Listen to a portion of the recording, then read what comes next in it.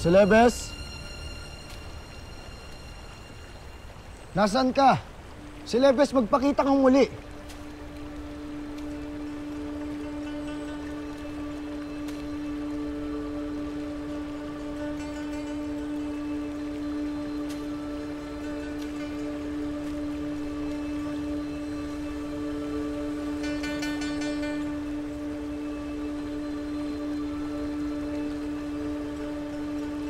Tila napapayapa ang aking puso at isip.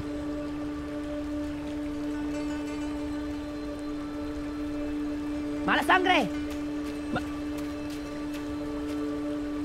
Agape ave, mahal na sangre. Akala ko ba, hahanapin mo natin si Celebes. Ngunit bakit tila pinili mo na lang magpahinga rito? Dahil tunay ngang payapa rito. Tila sinasabay ng daloy ng tubig ang aking iniisip. Ngayon, batid ko na.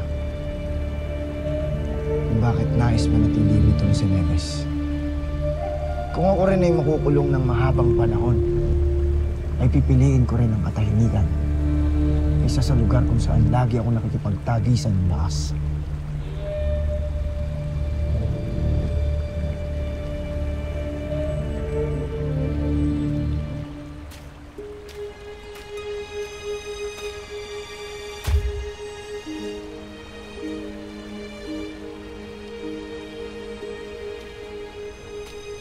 Kung sana iyan ang iyong unang ginawa kanina.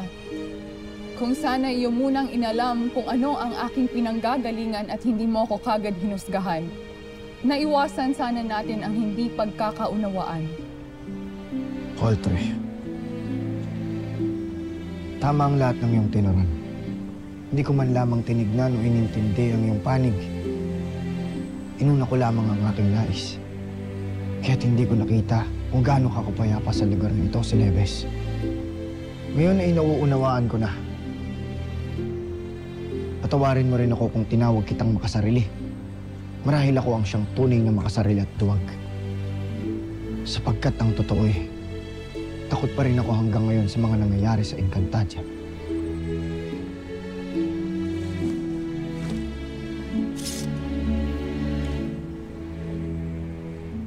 Kaya't patawarin mo ako kung hihilingin ko uli ang iyong pagsama. Sapagkat kailangan ka namin, Celebes. Dahil ang Encantadia ay nasasakop na ng masasamang loob. Ngunit pinapangako ko sa'yo na kapag tayo'y nagtagumpay, ay muli mong mararamdaman ang katahimikan at kapayapaan maging doon. Ako'y naaaliw na sa'yo, Adamus. Kanina'y kay init ng iyong ulo, ngunit ngayon ay singpayapa na ng tubig ng lawang ito ang iyong isip at pananalita. Tunay ngang ikaw ay natuto ng umintindi.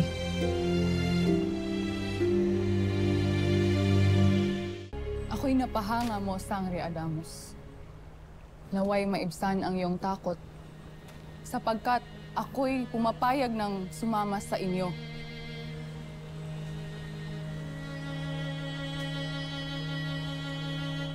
Abisala, Eshma, Celebes. Abisala, Eshma. Mabuti, nagbago ang iyong isip. Bukod sa ikay natuto ng makiusap ng maayos, napagtanto kong hindi habang buhay ako'y dapat na naririto.